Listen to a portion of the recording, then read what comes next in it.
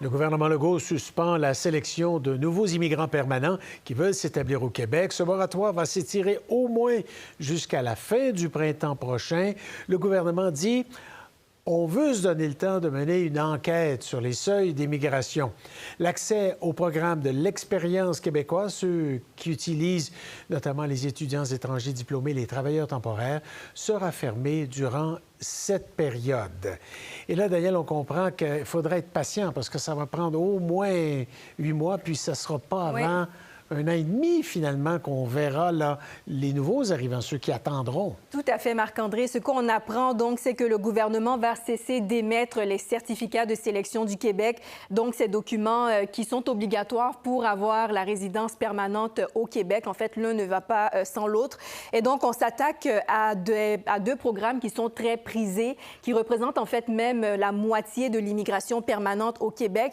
On parle notamment du programme de l'expérience québécoise qui concerne donc les diplômés. Ici, il s'agit notamment des étudiants qui sont venus au Québec, qui obtiennent leur diplôme ici dans la province et qui, par la suite, veulent s'établir en tant que résidents permanents. Et on a également le programme régulier des travailleurs qualifiés, programme aussi très important qui concerne notamment tous les immigrants économiques, donc des personnes qui quittent leur pays dépendamment de leurs compétences pour correspondre au marché québécois afin d'y pouvoir travailler. Je vous montre des chiffres en lien justement avec l'immigration permanente au Québec. 2022, on était à 68 000. 2023, 52 000. 2024, l'objectif qui avait été annoncé, c'était 60 à 65 000, alors qu'on sait que l'objectif du gouvernement caquiste, eh bien, c'est 50 000 de seuil d'immigration par année. On se rappelle, il y a 2 ans passés, lorsque François Legault, c'était un de ses objectifs de campagne, en fait, il disait que le fait de dépasser 60 000 de seuil, eh bien, c'était suicidaire pour l'avenir du français au Québec. Il faut mentionner aussi que ça va permettre, en fait, cette nouvelle mesure, il y a 2 objectifs. D'abord, ça va permettre de réfléchir à ces données pour savoir est-ce qu'on réduit finalement le seuil, qu'est-ce qu'on fait avec cela. Et la suite, ça va permettre de rattraper les arriérés, donc les personnes qui, à l'heure actuelle, ont un certificat de sélection du Québec, mais qui attendent toujours de pouvoir obtenir leur statut de résident permanent. Donc, ça va permettre de mettre de l'ordre un peu dans tout ça. Bon.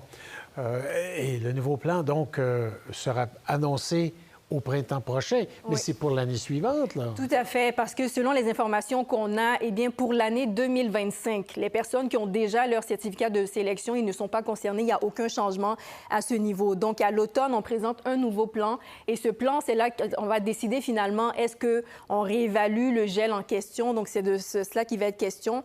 On apporte aussi une nouveauté. Cette fois-ci, on va inclure l'immigration temporaire parce que Jean-François Roberge le disait notamment, si on veut réfléchir à cet enjeu, on ne peut pas ne pas considérer les immigrants temporaires parce qu'on voit qu'à l'heure actuelle, eh bien, les chiffres explosent. Je vous montre d'ailleurs ces chiffres selon l'Institut de la statistique du Québec. Vous voyez, 2024, on était à 600 000 pour l'année 2024. En 2019, donc 5 ans en arrière, vous voyez vraiment l'écart. On est presque 5 fois supérieur. Et pour l'année 2023, c'est presque le double. Donc, on voit vraiment que ces données ont augmenté au cours des années. Donc, c'est un enjeu principal à l'heure actuelle qu'on va donc inclure. Et on a un article très complet de notre collègue Romain Chuet qui, justement, a sorti cette nouvelle sur Radio-Canada que je vous invite d'ailleurs à consulter. Très bien, merci. Et Étienne Paré, le président de l'Union étudiante du Québec, on va aller le retrouver tout de suite. Bonjour, M. Paré. Cette nouvelle-là, ça doit créer une onde de choc, je présume, chez les étudiants étrangers qui sont dans nos universités, nos cégeps et nos maisons postsecondaires. Bien, tout à fait, M. Masson. C'est une onde de choc qu'on a ce matin, notamment parce que ça fait 3-4 fois qu'on change d'idée concernant le programme de l'expérience québécoise en très peu de temps. C'est de l'improvisation. Honnêtement, c'est vraiment frustrant pour ces gens-là. Ce serait bien qu'on arrête de les traiter comme des numéros, qu'on réalise qu'il y a des vraies personnes derrière chacune de ces décisions-là. Oui. Pouvez-vous nous donner une idée de la place qu'occupent les étudiants étrangers dans différentes écoles? Je ne sais pas si vous l'avez en pourcentage. Des fois, ça peut nous donner une idée là, de leur importance. Ouais, ben, rapidement comme ça, je n'aurais pas un pourcentage, mais c'est certain qu'il y a beaucoup d'étudiants internationaux au Québec. D'ailleurs, depuis la politique de financement de l'université de 2018, on a déréglementé le droit de scolarité, puis on en a fait un peu un objectif de financement dans le modèle financier des universités. Ça fait plusieurs années que les universités, le gouvernement du Québec met beaucoup l'accent sur le recrutement à l'international. Puis là, ben, quand on voit qu'on en veut, on n'en veut plus, on n'en veut plus, c'est un peu particulier comme message de ce qu'on leur envoie en ce moment-là. Bon. La plupart de ces étudiants étrangers, parce qu'on a fait beaucoup allusion qu'on veut imposer des seuils, des gels, et on veut s'assurer qu'on a des candidats qui parlent français, c'est un des critères. Est-ce que la plupart des étudiants étrangers au Québec sont des francophones?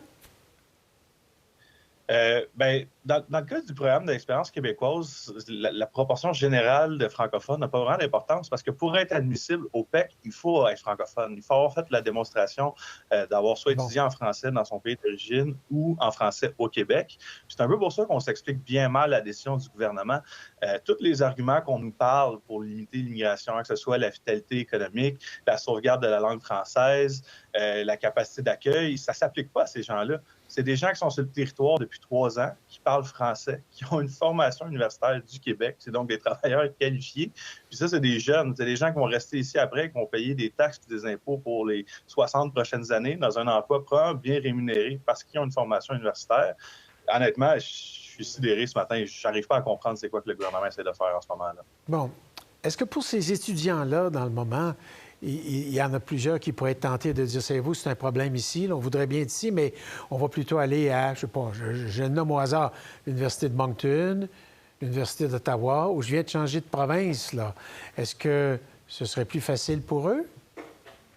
Bien, M. Masson, vous mettez exactement le doigt sur le problème que quand on a fait la réforme en 2019, quand on a ajouté un 12 mois de travail après la diplomation, on a vu ça. On a vu ces gens-là aller dans les autres provinces.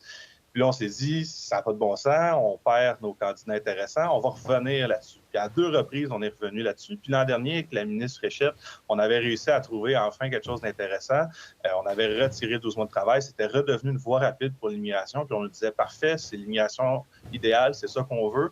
On ouvre les vannes à ces gens-là. Puis là, ben, on est là 1 an plus tard. Puis finalement, ah non, on change encore d'idée, on n'en veut plus. Parce que les universités canadiennes coûtent moins cher que les américaines. Je pense à des candidats français, pour l'avoir entendu dire. Ils veulent apprendre l'anglais, ils veulent l'améliorer. Plutôt que de payer 50 000 par année dans une université américaine, ils sont mieux de venir et payer 10, 15, 20 000 dans une université au Québec et au Canada. Puis ils vont pouvoir étudier, avoir un bon diplôme et apprendre l'anglais. Ben, puis même sans apprendre l'anglais, je veux dire, ils ont des droits de scolarité plus avantageux en raison des ententes entre le Québec et la France. Donc, assurément que venir étudier au Québec, pour eux, c'est plus intéressant. Puis, les étudiants français, comme ils ont une connaissance du français dans leur pays, même s'ils viennent étudier à McGill, à Concordia ou à Bishops, ils sont éligibles au programme d'expérience québécoise. Donc, c'est certain que c'est une plus-value. Ces gens-là, encore une fois, c'est des gens qui sont sur le territoire pendant toutes leurs études, se sont intégrés, ils ont déjà un logement, vont se trouver un emploi bien rémunéré. C'est l'immigration qu'on se vantait par le gouvernement. Là. C'est l'immigrant idéal de François Legault. Puis là, ben non, finalement, on change d'idée. On change d'idée comme on change de ministre en ce moment à la CAQ. On aimerait savoir un peu, c'est quoi la direction? Il est où le capitaine sur le bateau en ce moment? Là? Ouais. En tout cas, j'espère que vous n'avez pas oublié de charger votre téléphone aujourd'hui, parce que je crois que vous allez avoir quelques appels d'étudiants, peut-être même dans une certaine détresse. Bon, très bien. Merci beaucoup d'avoir été disponible comme ça à pied levé. Au revoir. Merci beaucoup. Au revoir. Pour voir nos émissions en entier, rendez-vous sur la chaîne Ici RDI.